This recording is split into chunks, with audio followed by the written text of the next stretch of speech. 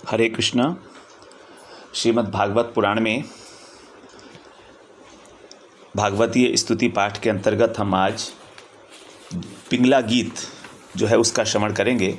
ये जो पिंगला गीत है, ये पिंगला नामक एक वैश्य है, उसने गाया है। 11वें स्कंध के 8वें अध्याय के 30वें श्लोक से लेकर और 42वें श्लोक तक केवल 13 श्लोकों के अंदर ये गीत है। तो इस गीत को हम लोग श्रवण करेंगे।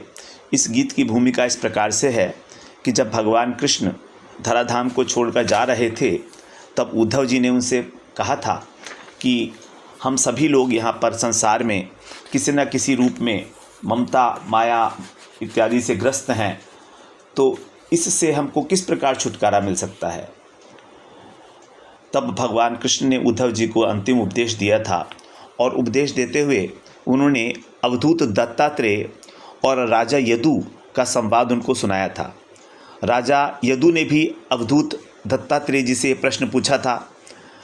तब दत्तात्रेय जी ने बताया था कि मैंने अपने जीवन में 24 शिक्षा गुरु धारण किए हैं, जिनसे मैंने अलग अलग प्रकार की शिक्षा ली है। उसी के अंदर एक शिक्षा गुरु जो है वो पिंगला नामक वैश्या थी, जो विदेह नगरी मिथिला में रहती थी। उससे उन्होंने वैराग्य की शिक्षा ली। तो वो जो वैश्या थी, वो उसके हृदय के अंदर वैराग्य की भावना जागृत हुई थी तब उसने गीत गाया था। वो वास्तव में जो है अब धनियों की, जो धनी व्यक्ति होते हैं, उनकी बाट जो होती रहती थी, उनकी प्रतीक्षा करती रहती थी। एक बार क्या हुआ कि कोई जब धनी नहीं आया तो उसका चित्त बड़ा व्याकुल हो गया। तो उसको अपनी इस वृत्ति से बड़ा वैराग्य हुआ और उसमें दुख बुद्धि हो गई। वो समझ गई कि केवल एक वैराग्य ही ऐसी चीज़ है जिससे हमें सुख मिल सकता है। तब उसने गीत गाया था। तो वो गीत इस प्रकार से है, पिंगला ने बताया। वो ऐसा सोचती है कि मैं इंद्रियों के अधीन हो गई और मैं कितनी मोहित हूँ। देखो तो कितनी दुख की बात है, कितनी मूर्ख हूँ कि मेरे सच्चे स्वामी भगवान विराजमान हैं मेरे हृदय में, लेकिन मैं उनको तो छोड़ दिया और बाहर जो तुच्छ मनुष्य हैं उनका मैं सेवन करती हूँ, जो मेरी एक भी कामना को पूरा नहीं कर सकते। बड़े खेद की बात है कि मैंने एक अत्यंत निंदनीय आजीविका वैश्यावृत्ति का आश्रय लिया और व्यर्थ में अपने शरीर को और मन को कष्ट दिया, पीड़ा दी। ये शरीर क्या है? ये शरीर बताती है पिंगला की एक घर है। इसमें हड्डियों के टेढ़े मेढ़े बाँस और खंभे लगे हुए हैं। इसमें नाखून है, चाम है, रोए हैं, 9 दरवाजे हैं जिसमें से मल निकलता रहता है। और इसमें संपत्ति क्या है? संचित केवल मल मूत्र, बस यही संपत्ति है इसकी। तो ऐसी कौन सी स्त्री है जो इस स्थूल शरीर को अपना प्रिय समझकर सेवन करेगी? जबकि मेरे हृदय के अंदर जो विराजमान भगवान हैं वो सभी प्राणियों के हितैषी हैं। इसलिए अब मैं अपने आप को देकर इन्हें खरीद लूँगी और उनके साथ ही मैं विहार करूँगी। अपने चित्त को कहती है, हे मूर्ख चित्त, तू बता तो सही, संसार के विषय भोगों ने तुझको कितना सुख दिया। जितने भी मनुष्य हैं वो सब तो जीने मरने वाले हैं। और मनुष्यों की बात ही छोड़ो, जो देवता हैं क्या वो भी भोगों के द्वारा संतुष्ट हो पाए? वो तो बेचारे स्वयं ही काल के गाल में पड़े हुए करहा रहे हैं। अवश्य ही किसी शुभ कर्म के कारण भगवान विष्णु मुझ पर प्रसन्न हुए, जिससे मुझे दुराशावश इस प्रकार से संसार से वैराग्य हो गया। निश्चित रूप से ये जो वैराग्य है यही मुझे सुख देने वाला होगा। वैराग्य के द्वारा ही मनुष्य घर इत्यादि के बंधनों को काटकर शांति लाभ करता है। इसलिए भगवान का ये उपकार कि मेरे हृदय में वैराग्य उत्पन्न हुआ है, मैं सिर झुकाकर स्वीकार करती हूँ और विषय भोगों की जो दुराशा है उसको छोड़कर अब मैं उन्हीं की शरण ग्रहण करती हूँ। प्रारब्ध के अनुसार मुझे जो मिल जाएगा उसी से निर्वाह कर लूँगी। बड़े संतोष और श्रद्धा के साथ जीवन यापन करूँगी और अपने प्रभु के साथ ही विहार करूँगी। ये जीव जो है संसार के कुएं में घिरा हुआ है, गिरा पड़ा है। विषयों ने इसको अंधा बना दिया है। काल रूपी अजगर इसे अपने मुंह में दबा रखे हैं। अब भगवान को छोड़कर इसकी रक्षा करने में और कौन समर्थ हो सकता है? इसीलिए जब जीव समस्त विषयों से विरक्त हो जाता है, तब स्वयं ही वो अपनी रक्षा कर लेता है। इसलिए हमें बड़ी सावधानी के साथ यह देखते रहना चाहिए कि ये जो जगत है ये काल रूपी अजगर से ग्रस्त है, जिसको काल रूपी अजगर निरंतर अपना ग्रास बना रहा है।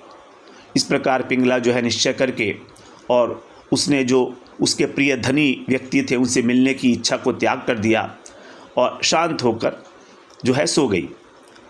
बाद में ऐसा सोचती है कि आशा ही परम दुखम, जो अवधूत हैं दत्तात्रेय जी वो बताते हैं राजा यदु को कि आशा ही परम दुखम नैराश्यम परमम सुखम, अर्थात सचमुच ही आशा ही सबसे बड़ा दुख है और निराशा ही सबसे बड़ा सुख है। जब पिंगला ने वैश्या ने पुरुषों की आशा त्याग दी तभी वो सुख से सो सकी। इस प्रकार 13 श्लोकों में जो वर्णित ये पिंगला गीत है हम इसका पाठ करते हैं। कह रहे हैं पिंगलोवाच अहो मे मोह विततिम पश्यता विजितात्मनः या कांता दसतः कामं कामये येन बालिशा संतं समीपे रमणं रतिप्रदं वित्तप्रदं नित्यमिमं विहाय अकामदं दुःखभयाधिशोक मोहप्रदं तुच्छमहं भजेज्ञा अहो मयात्मा परितापितो वृथा सांकेत्यवृत्त्यातिविगर्यवार्तया स्त्रैणान्नराद्यार्थत्रशोऽनुशोच्यात् क्रीतेन वेत्तं रतिमात्मनेच्छति यदा स्थिभिर्निर्मितवंशवंश्य स्थूणं त्वचारोमनखैः पिनद्धं क्षरन्नवद्वारमगारमेतद् विणमूत्रपूर्णं मधुपैतिकान्या विदेहानां पुरे यस्मिन् अहं कैव मूढधी यान्यमिच्छन्त्य सत्यस्माद् आत्मदात् काममुच्युतात् सुरप्रेष्ठतमो नाथ आत्मा चायं शरीरिणां तं विक्रियात्मनैवाहं रमेनेन यथा रमा कियत् प्रियं ते व्यभजन् कामा ये कामदा नरः आद्यन्तवन्त्यो भार्याया देवा वा कालविद्रुतः नूनं मे भगवान् प्रीतो विष्णु केनापि कर्मणा निर्वेदोऽयं दुराशाया यन्मे जातः सुखावह मैवं स्युर्मन्दभाग्याया क्लेशा निर्वेदहेतवः येनानुबन्धं निर्हृत्य पुरुषः शममरिच्छति तेनोपकृतमादाय शिरसा ग्राम्यसङ्गतः त्यक्त्वा दुराशाः शरणं व्रजामि तमधीश्वरं सन्तुष्टा श्रद्धये तत् यथा लाभेन जीवति विहाराम्य मुनैवाहम् आत्मना